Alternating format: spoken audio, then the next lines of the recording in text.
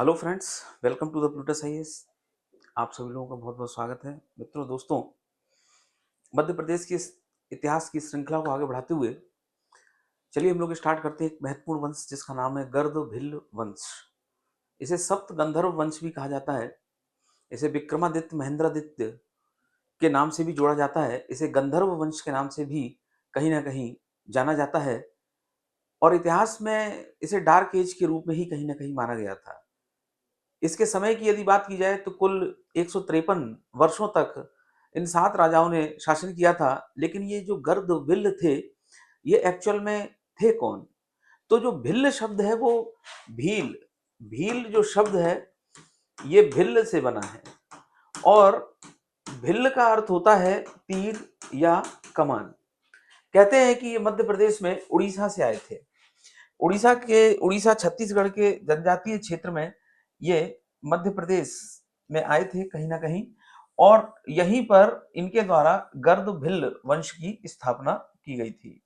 तो मध्य प्रदेश में इनके बारे में जो हमें जानकारी मिलती है वो जानकारी ये मिलती है कि ये उड़ीसा के क्षेत्र से आए थे और ये मालवगढ़, इसे मालवगढ़ कहते हैं। मालवगढ़ को अपनी राजधानी इन्होंने बनाई थी, जिसे मालवा आज की डेट में कहा जाता है। मालवगढ़ को अपनी राजधानी बनाई थी और दूसरी जो इनकी राजधानी थी वो सोनकच्छ थी। वो सोनकच्छ थी और यहाँ पर छत्तीसगढ़ है और इसी के बगल में यहाँ पर ये उड़ीसा था। तो ये उड़ीसा से ये जो गर्द भिल्ल वंश है, इनके संस्थापक आए थे और इनका जो संस्थापक है वो गर्द भिल्ल को ही माना जाता है। इस गर्द भिल्ल वंश में 7 शासक हुए, जिसमें गर्द भिल्ल हैं, उसके बाद राजा भर्तरी हैं, उसके बाद विक्रमादित्य हैं, उसके बाद धर्मादित्य हैं, उसके बाद नाहिल, उसके बाद भाइल हैं, नाहिल हैं, नाहद्र हैं। ये 7 शासक हुए। लेकिन यदि इनमें से सबसे महत्वपूर्ण शासक की बात की जाए तो सबसे महत्वपूर्ण शासक थे राजा विक्रमादित्य और राजा भर्तरी। इसके बारे में भी हम लोग चर्चा करेंगे। तो कहते हैं कि इतिहास में इन्हें डार्क एज के रूप में माना जाता है। लेकिन मध्य प्रदेश का जो नया सिलेबस आया उसके अनुसार कहीं ना कहीं बहुत सारे नए वंशों को शामिल किया गया और ये एक बहुत अच्छी बात है, क्योंकि वो इतिहास जो इतिहास के पन्नों पे धूल खा रहा था या कहीं ना कहीं जिसकी अवहेलना की गई थी, जो कि हमारे लिए एक शर्म की बात थी। और विशेषकर मैं नागवंश की बात करूं जो कि लास्ट टर्म में हम लोगों ने चर्चा भी की थी। इसी प्रकार गर्द भिल्ल की बात करें, राजा विक्रमादित्य की बात करें, तो इतिहासकार कहीं ना कहीं आपत्ति इस बात पर लगाते हैं कि ये राजा विक्रमादित्य वही राजा विक्रमादित्य थे जो गुप्त काल में थे। और गुप्त काल में जो चंद्रगुप्त विक्रमादित्य थे या हम जिन्हें चंद्रगुप्त द्वितीय कहते हैं, उनके ही नौरत्न थे और इनके भी नौरत्न माने जाते हैं। लेकिन इतिहासकार वहां पर मौन हो जाते हैं जब इनका समय और उनके समय में अंतर मिलता है। यानी यहाँ के जो राजा, उज्जैन के राजा जो विक्रमादित्य थे, इनका इनके द्वारा एक संवत चलाया गया था जिसे शक संवत, कृत संवत, मालव संवत कहते हैं। और ये जो संवत था ये 57 बीसी, कहीं कहीं 58 भी मिलता है। यानी अल बरूनी की बात करें तो उन्होंने भी राजा विक्रमादित्य के बारे में बात की है और ये जो संवत इनके द्वारा चलाया गया था 57 बीसी, तो कहीं ना कहीं जो गुप्तों के राजा चंद्रगुप्त द्वितीय थे वो अलग थे, उज्जैन के राजा विक्रमादित्य ये अलग थे। और जब इन्होंने शकों को हराया तब जाकर इन्होंने विक्रमादित्य की उपाधि धारण की।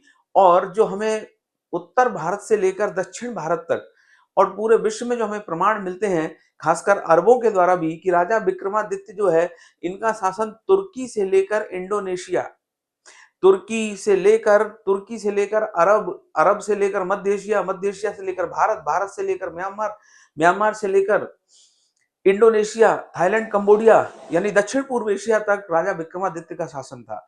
यानी जिसे हम एक संपूर्ण भारत या जिसे हम एक अखंड भारत के रूप में जो हम देखते हैं वो राजा विक्रमादित्य का भारत था।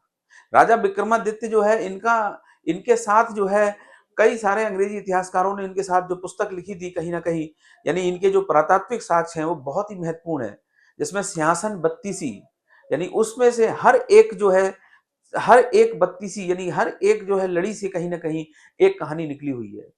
मैं सिर्फ इतनी बात आपसे कहना चाहता हूं कि ये एक इतिहास ऐसा है जो बच्चे बच्चे की जबान में था। विक्रम बेताल की कहानियां बच्चे बच्चों की जबान में थी और बहुत सारे अंग्रेजी इतिहासकार ने इसका इंग्लिश में वर्जन कराया। तो क्यों हमने इसको अंधविश्वास मान के चला?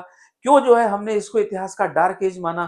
क्यों हमने यह बात कही कि ये वही राजा है जो गुप्तों का राजा है, जबकि हमें प्रमाण मिले हैं मेरु तुंग से, हमें प्रमाण मिले हैं थेरावादी से। जैन जो टेक्स्ट है थेरावादी बहुत महत्वपूर्ण है। हमें प्रमाण मिले हैं मेरु तुंग से, हमें प्रमाण मिले हैं हरिवंश पुराण से, हमें प्रमाण मिले हैं मालती भवभूति के जो है उनके भवभूति की जो है कहानियों से, हमें प्रमाण मिले हैं इसमें पुराणों से। पुराणों में मत्स्य पुराण, पुराणों में भविष्य पुराण, ये महत्वपूर्ण जो है, इनके बारे में कहीं गंधर्वपुरी की चर्चा की गई है, कहीं महेंद्रादित्य की चर्चा की गई है, कहीं पर महत्वपूर्ण गर्द भिल्ल शासकों की चर्चा की गई है। तो सबसे बड़े स्रोत तो इसके पुराण माने हैं, लेकिन पुराण को प्रमाणिक नहीं माना गया। ये भी कहीं ना कहीं एक हमारी विडंबना है, ये हमारी कमजोरी है, ये हमारे लिए शर्म के मारे डूब मरने वाली बात है कि जो हमारे इनको हम एपिक मान के, जैसे जैसे महाभारत है, तो महाभारत के तो साक्ष्य मिल जाते हैं, लेकिन रामायण को प्रमाण नहीं मानता है इतिहास।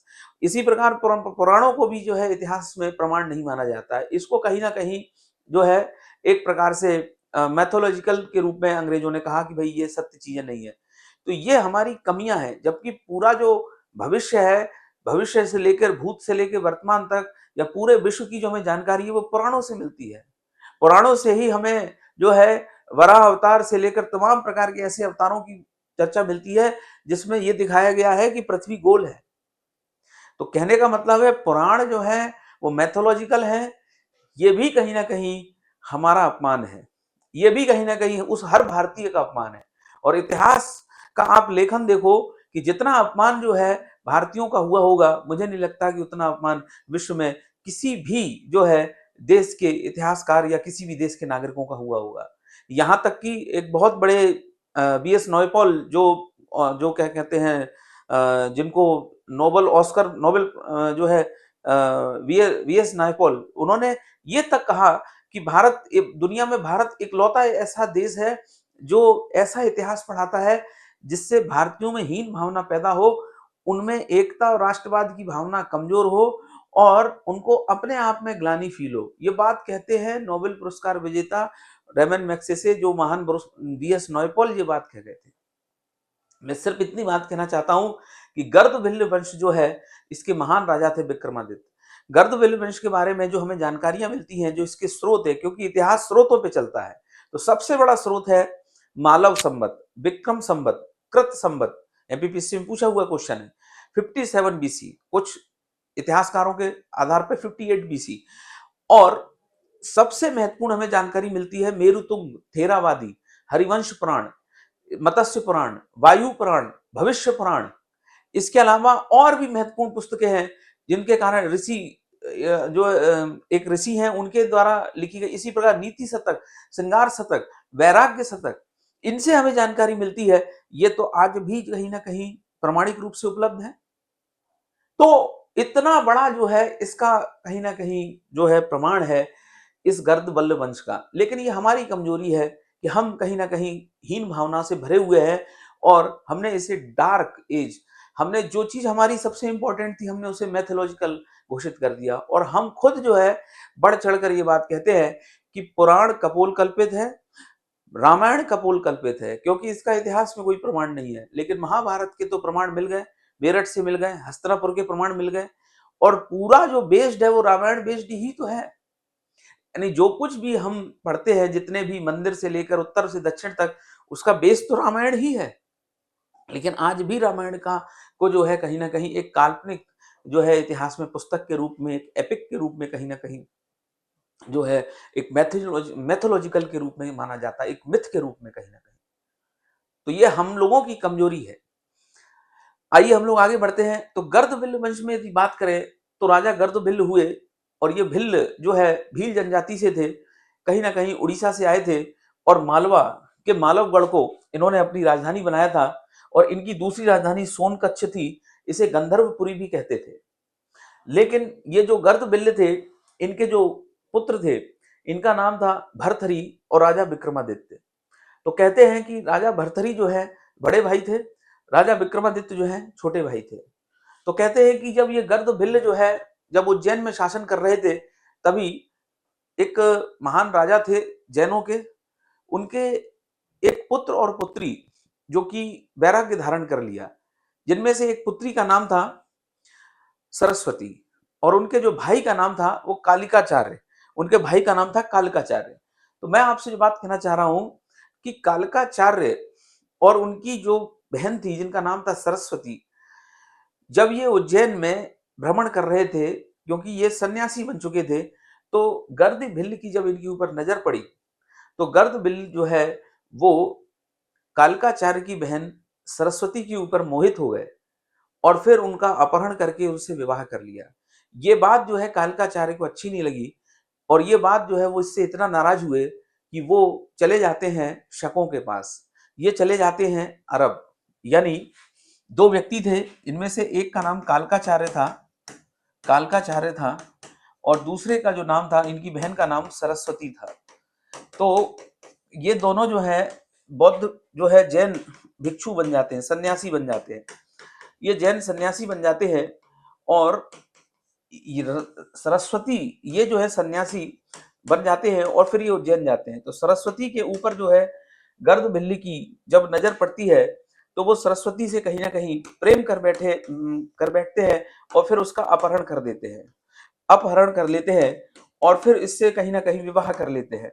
यह बात जो है कालकाचार्य को अच्छी नहीं लगती है और कालकाचार्य जो है वो चले जाते हैं मध्य एशिया, और मध्य एशिया में वो शकों से जाकर मिलते हैं और शकों को वो भारत बुलाकर लाते हैं, क्योंकि उन्हें अपनी बहन के अपहरण का बदला लेना था। तो कालकाचार्य जो है वो शकों से मित्रता करते हैं और फिर शकों को लेकर आते हैं। तो आपने सुना होगा कि शकों ने मथुरा पे आक्रमण किया था, तो एक जाति मालवा में गई थी और फिर शकों ने कहीं ना कहीं मालवा पे भी आक्रमण किया था। तो जब शकों ने मालवा पे आक्रमण किया था, आपने कहीं ना कहीं चष्टक और छैरात वंश का भी नाम सुना होगा, जो भी कहीं ना कहीं शकों से हम लोग जो है संबंधित जुड़ते हैं। तो जब शकों ने इस मालवा पे आक्रमण किया जब शकों ने मालवा पर आक्रमण किया तो शकों ने जब मालवा पे आक्रमण किया तो गर्दभिल्ल जो है वो पराजित हो जाते हैं और गर्दभिल्ल पराजित होकर चले जाते हैं सोनकच्छ, और वो सोनकच्छ को अपनी राजधानी बनाते हैं। और सोनकच्छ जो है इसे गंधर्वपुरी भी कहते हैं, सोनकच्छ को गंधर्वपुरी भी कहते हैं। इसे अपनी राजधानी बनाते हुए यहीं से शासन करते हैं। इसके बाद ये जो है अपना राजपाट जो है अपने बेटों को सौंप देते हैं। तो इनके जो बड़े बेटे थे, इनका नाम था भरथरी। तो भरथरी जो है संन्यास धारण कर लेते हैं। अभी हम इनकी कहानी सुनेंगे। और फिर इसके बाद राजा विक्रमादित्य जो है वो शकों को पराजित करते हैं। जब राजा विक्रमादित्य शकों को पराजित करते हैं तो विक्रमादित्य की उपाधि धारण करते हैं, शक संवत धारण करते हैं, कृत संवत को चलाते हैं, मालव संवत को चलाते हैं, और यही इस वंश के सबसे महान राजा थे, राजा विक्रमादित्य। हमको इनका जो समय है वो कहीं ना कहीं 75 बीसी से लेकर और 100 एडी तक ये गर्दभिल्ल वंश का समय मिलता है। कुछ स्रोतों के अनुसार गर्दभिल्ल वंश का समय मौर्योत्तर काल भी मिलता है। हालांकि वास्तविक रूप में देखा जाए तो गर्दभिल्ल वंश का समय शक संवत के ही इर्द गिर्द होगा, यानी 100 बीसी से लेकर 100 एडी तक गर्दभिल्ल वंश का समय होना चाहिए। कब से कब तक होना चाहिए? इसका जो समय है वो 100 बीसी से लेकर 100 एडी तक गर्दभिल्ल वंश का समय होना चाहिए। मैं सिर्फ इतनी बात आपसे कहना चाहता हूं कि राजा जो भरथरी थे, जब इनके पास सत्ता आई तो पूरी कहानी आप समझ पाए कि किस प्रकार कालकाचार्य की बहन सरस्वती का अपमान हुआ, इनका अपहरण किया गर्दभिल्ल ने, इनसे शादी कर ली, ये जाए शकों को मिलने मध्य एशिया, शकों को लेकर आए और फिर शकों ने मालवा पर आक्रमण किया। तो ऐसी स्थिति में गर्दभिल्ल पराजित हुए, भाग कर चले गए सोनकच्छ और गंधर्वपुरी को राजधानी बनाया।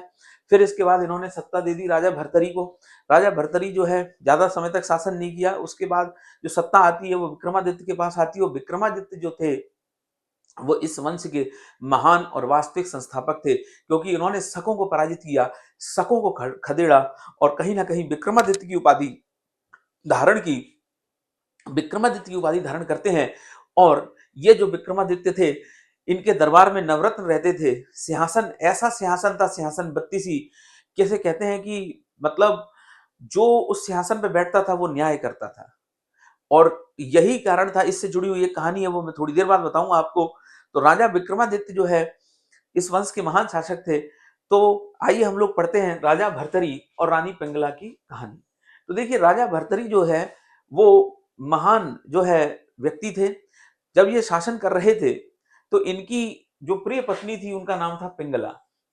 तो इनके यहाँ रोज एक सन्यासी आता था और सन्यासी जो है राजा की नियम, राजा की नीति, राजा के धर्माचार्य और राजा के आचरण से इतना प्रसन्न हुआ कि सन्यासी ने राजा भर्तरी को एक जो है एक हीरे का या फिर एक जो है ऐसी मणि दी। कहा कि भाई ये जो है मैं प्रसन्न होकर तुम्हें ये मणि दे रहा हूं, इससे तुम जो वर मांगोगे, जो चीज तुम मांगोगे वो तुम्हें प्राप्त हो जाएगी। तुम चिर यौवन यदि मांग सकते हो तो चिर यौवन तुम्हें मिल जाएगा, यदि आजीवन सुंदरता चाहते हो वो मिल जाएगा, या कोई ऐसी चीज चाहते हो धन संपत्ति से संबंधित तो वो भी तुमको मिल जाएगा। तो राजा भर्तरी कहते हैं कि मैं इस संसार में सबसे ज्यादा पिंगला से प्रेम करता हूं, और ये जो मुझे मणि मिली हुई है जिससे किसी भी प्रकार की इच्छाओं की पूर्ति की जा सकती है, मैं ये अपनी पत्नी को दे देता हूं। तो राजा भर्तरी ने वो सन्यासी के द्वारा दिया गया जो मणि थी, सन्यासी के द्वारा दिया गया जो वो आशीर्वाद था, यानी उससे किसी भी प्रकार की इच्छाओं की पूर्ति हो सकती है, राजा पिंगला ने जो मणि थी वो रानी पिंगला को दे, राजा भर्तरी ने वो जो मणि थी वो रानी पिंगला को दे दी। और राजा भर्तरी के द्वारा जब ये नायाब मणि रानी पिंगला को दी तो रानी पिंगला ने कहा कि ये जो आशीर्वाद है उस सन्यासी का, ये जो मणि है, इस मणि से किसी भी प्रकार की इच्छाओं की पूर्ति हो सकती है। आजीवन जो है वो व्यक्ति यौवन यानी चिर यौवन रह सकता है, उसका यौवन कभी समाप्त नहीं होगा। वो व्यक्ति अपने जीवन में किसी भी इच्छाओं की पूर्ति कर सकता है धन वैभव संपत्ति से। तो रानी पिंगला ने वो जो मणि थी, वो जो हीरे की मणि थी, वो दे दी कोतवाल को, नगर कोतवाल को, क्योंकि रानी पिंगला जो है वो नगर कोतवाल से प्रेम करती थी। तो रानी पिंगला ने वो जो मणि थी वो दे दी थी नगर के कोतवाल को। तो रानी पिंगला ने वो मणि किसको दे दी? नगर के कोतवाल को। अब नगर के ये बात राजा भर्तरी को पता नहीं थी कि रानी पिंगला किसी और से प्रेम करती है। तो रानी पिंगला ने वो जो मणि थी जिससे किसी भी प्रकार की इच्छा की प्राप्ति की जा सकती है, रानी पिंगला ने ये मणि जो है वो नगर कोतवाल को दे दी। नगर कोतवाल को जब ये मणि दे दी रानी पिंगला ने, तो ये जो कोतवाल जो है ये प्रेम करता था किससे? वेश्या से। तो कोतवाल ने कहा कि मैं इस मणि को लेकर क्या करूंगा, क्योंकि ये एक ऐसी मणि है जिससे व्यक्ति ता जीवन जो है चिर यौवन रह सकता है, कभी उसकी सुंदरता कभी खत्म नहीं होने वाली। तो क्यों ना जो है जिससे मैं प्रेम करता हूं वेश्या से, इसको ये मणि दे दी जाए, क्योंकि ये जो है ता जीवन जो है, जीवन भर जो है ये चिर यौवन रहेगी, जीवन भर ये जो है वेश्या सुंदर रहेगी। तो कोतवाल जो है, नगर के जो कोतवाल है वो मणि दे देते हैं किसको? उस वेश्या को। और वेश्या ये सोचती है कि मेरे शरीर का शोषण ता जीवन होता रहेगा यदि मैं जीवन भर चिर यौवन रहूंगी, यदि मैं जीवन भर सुंदर रहूंगी तो जीवन भर मेरा शोषण होता रहेगा। तो ऐसी स्थिति में ये जो मणि है जिससे किसी भी प्रकार की इच्छा पूरी हो सकती है, क्यों ना मैं इस राज्य के, इस मालवा राज्य के सबसे हमारे महान, सबसे हमारे नीतिगत, सबसे हमारे जो है उदार पुरुष, सबसे हमारे सहिष्णु राजा, क्यों ना जो है ये मणि जो है ये राजा भर्तरी को दे दी जाए। तो वेश्या जो है, ये जो मणि है, वेश्या जो है वो मणि वो किसको दे देती हैं? राजा भर्तरी को। तो राजा भर्तरी के पास जब वो सन्यासी के द्वारा दी गई मणि जो है वो घूम फिर कर वेश्या से भर्तरी के पास आती है, तो राजा भर्तरी चौंक जाते हैं, क्योंकि ये मणि तो उन्होंने अपनी रानी पिंगला को दी थी। तो राजा भर्तरी पूछते हैं उस वेश्या से कि ये मणि तुम्हारे पास कहाँ से आई? तो वेश्या कहती है कि ये मणि तो मुझे जो है नगर के कोतवाल ने दी। तो तुरंत सैनिकों को आदेश दिया गया कोतवाल को हाजिर किया जाए। जब कोतवाल से पूछा ये मणि तुम्हारे पास कहाँ से आई, तो कोतवाल ने कहा ये मणि मुझे रानी पिंगला ने दी। बस इतना ही कहने की देर थी, राजा भर्तरी के मन में आत्मग्लानि पैदा हुई। उन्होंने कहा जिसे मैं सबसे ज्यादा प्रेम करता था वो सबसे बड़ी धोखेबाज निकली। और इतना वैराग्य उनके अंदर पैदा हुआ, इतना वैराग्य पैदा हुआ कि राजपाट छोड़कर वो चल पड़े जो है सन्यास के रास्ते पे। राजा भर्तरी ने कहा अपने भाई से, विक्रमादित्य से, अब उज्जैन मालवा का जो राजपाट है वो तुम संभालो, मैं जा रहा हूं एक सन्यास की जो है मार्ग में। तो वो कठोर तपस्या करते हैं। तो जब ऊपर से जो देवता हैं वो इनकी तपस्या पे विघ्न डालते हैं और एक पत्थर फेंकते हैं, तो राजा भर्तरी उस पत्थर को अपने एक हाथ से रोक लेते हैं। आज भी भर्तरी की गुफाओं में, भर्तरी की जो गुफाएं हैं जहां उज्जैन में, वहां पर भर्तरी के हाथ का निशान है। फिर राजा भर्तरी रुकते नहीं है, वो गुरु गोरखनाथ की शरण में चले जाते हैं। गुरु गोरखनाथ वही योगी आदित्यनाथ वाले गोरखधाम जो है, तो वो चले जाते हैं गोरखनाथ गुरु गोरखनाथ की शरण में। और जब वो गुरु गोरखनाथ की शरण में जाते हैं तो गुरु गोरखनाथ इनकी कड़ी परीक्षा लेते हैं, क्योंकि इनके शिष्य कहते हैं कि ये जो व्यक्ति है, ये व्यक्ति राजमहल से आया है, ये व्यक्ति जो है इतनी सारी रानियों के मध्य से आया है, ये व्यक्ति जो है आपका सन्यासी बन नहीं सकता, आपका शिष्य नहीं बन सकता है। तब गुरु गोरखनाथ जो है इनकी कड़ी परीक्षा लेते हैं और इनको जो है पहले जो है इनको अनेक जो है मतलब अनेक मार्गों में इनको चलवाया गया। फिर इनको तपती हुई रेत पे चलवाया गया, फिर उस रेत पे कांटे बिखेर दिए गए। फिर उसके बाद जब इनका गला सूखने लगा, ये मरने लगे, तब उन्होंने गुरु गोरखनाथ ने अपने योग तप बल से वहां पर एक पेड़ की छाया और मटका रख दिया। लेकिन चूंकि गुरु का आदेश था तुम्हें 30 दिन तक जो है पैदल चलना है, वो भी तपती हुई रेत में, तो उन्होंने पानी नहीं पिया, उस पेड़ की छाया में नहीं बैठे। इसके बाद गुरु गोरखनाथ प्रसन्न होते हैं, वो उनके सामने साक्षात प्रकट होते हैं और वो भर्तरी के लिए कहा कि संसार, जब तक ये संसार होगा भर्तरी, तुम्हें जो है ये संसार हमेशा याद रखेगा, तुम्हारे महान तप के लिए, तुम्हारी महान नीतियों के लिए, तुम्हारे महान जो है कार्यों के लिए। और तब से पूरे इस भारतवर्ष में चप्पे चप्पे पे राजा भर्तरी की कहानियां जो है कहीं ना कहीं सुनाई जाती थी। मैं सिर्फ इतनी बात आपसे कहना चाहता हूं कि ये जो राजा भर्तरी थे, ये राजा भर्तरी गोरखनाथ जो है उनके परम शिष्य बनते हैं, उनसे आशीर्वाद प्राप्त करते हैं। और ये जो राजा भर्तरी थे, इनके द्वारा जो लिखी गई महत्वपूर्ण पुस्तक थी, यानी उस जमाने में इन्होंने ऐसी पुस्तकें लिखी जो आज भी रिसर्च, आज भी पीएचडी, आज भी शोध, आज भी नवाचार का एक विषय बनी हुई है। नीति शतक, वैराग्य शतक, श्रृंगार शतक, इन्होंने अनेक विधाओं में पुस्तकें लिखी। मैं तो सिर्फ 3 पुस्तकों का नाम ले रहा हूं आपके सामने, नीति शतक, वैराग्य शतक, श्रृंगार शतक। ये पुस्तकें लिखी थी जो है राजा भर्तरी ने। अब इसके बाद अगले शासक हुए राजा विक्रमादित्य। तो राजा विक्रमादित्य, आपने जो है विक्रम बेताल की कहानी सुनी होगी, सिंहासन बत्तीसी का नाम। एक ऐसा सिंहासन था, एक व्यक्ति था, वो सिंहासन, वो एक सांप और दीमक की बामी थी। जब भी वो वहां पर जाता था तो वो जो भी चाहता था वो हो जाता था। कोई भी न्याय करने वाली बात होती थी वो न्याय कर देता था। लेकिन जब वो उस दीमक की बामी से हटता था वो व्यक्ति, तो वो फिर से जो है वो बेवकूफ, वो गधा बन जाता था। तो उसने कहा राजा विक्रमादित्य से कि जब भी मैं उस बामी में जाकर खड़ा होता हूं दीमक की, और वहां से मैं जो कुछ भी चाहता हूं वो हो जाता हूं, जो कुछ भी चाहता हूं वो प्राप्त हो जाता है। तो राजा विक्रमादित्य ने उस बामी को खुदवाया, वहां से एक सिंहासन निकला। उसी सिंहासन को सिंहासन बत्तीसी कहते हैं, और कहते हैं उस सिंहासन पे जो भी बैठेगा वो न्याय करेगा। न्याय की कुर्सी थी सिंहासन बत्तीसी। और यहीं से कहीं ना कहीं एक महत्वपूर्ण, पूरे विश्व में इसकी कहानियां सुनाई जाती हैं। विक्रम बेताल, वैम्पायर कहा जाता है बेताल। हालांकि वो इंग्लिश वर्जन है, वो भी नहीं समझ पाए कि वैम्पायर का मतलब बेताल नहीं होता, बेताल का मतलब वैम्पायर नहीं होता है। लेकिन हम लोग थोड़ा इंग्लिश को ज्यादा महत्व देते हैं, इसीलिए हमने उसको ही प्रमाणिक मान लिया, वो एक अलग बात है।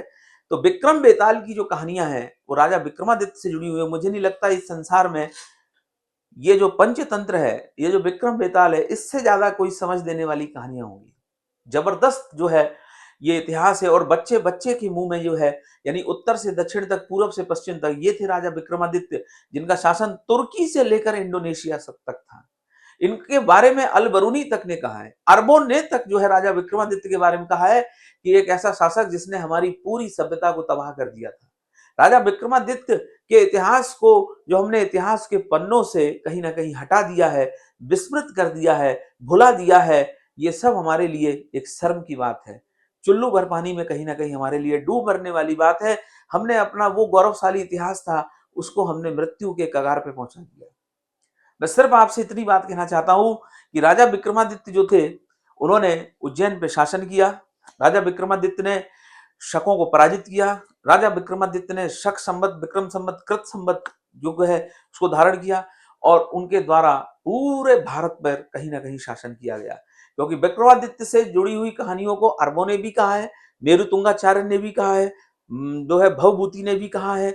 इसके अलावा हरिवंश जो है जिनसेन ने भी कहा है, हरिवंश पुराण में भी कहा है इसके अलावा वायु पुराण में भी कहा गया है, मत्स्य पुराण में भी कहा गया है, भविष्य पुराण में भी कहा गया है, और अनेक ऋषियों ने भी कहा है इनके बारे में। एक और मैं ऋषि का नाम आपको बताता हूं, यति वृषभ त्रिलोक प्रज्ञप्ति, त्रिलोक प्रज्ञप्ति यति वृषभ ने भी, यानी यति वृषभ के द्वारा लिखी गई पुस्तक थी त्रिलोक प्रज्ञप्ति में भी हमें राजा विक्रमादित्य के बारे में जानकारी मिलती है।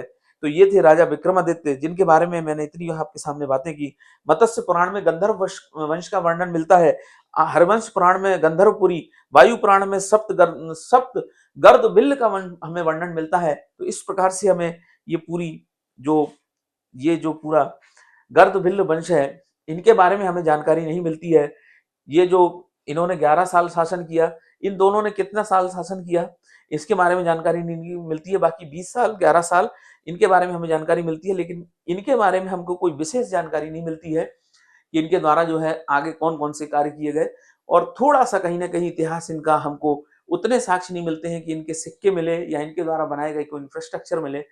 तो ये था गर्द बिल्ल वंश, जिसमें पूरी कहानी राजा विक्रमादित्य के इर्द गिर्द घूमती है, खासकर विक्रम संवत, शक संवत, विक्रम संवत, कृत संभव संवत और मालव संवत और अल बरूनी, किताब उल हिंद, अल बरूनी, अल बरूनी जिसकी पुस्तक है किताब उल हिंद, तहकीक उल हिंद, उसने जो है कहीं ना कहीं मालव संवत, उसने जो है विक्रम संवत के बारे में चर्चा की है।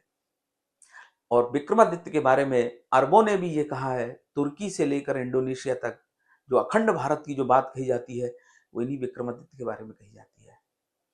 तो ये था गर्दभिल्ल वंश। मित्रों दोस्तों, आज के लिए हम लोग इतना ही रखते हैं। इसके बाद एक बार फिर नए टॉपिक के साथ उपस्थित होंगे।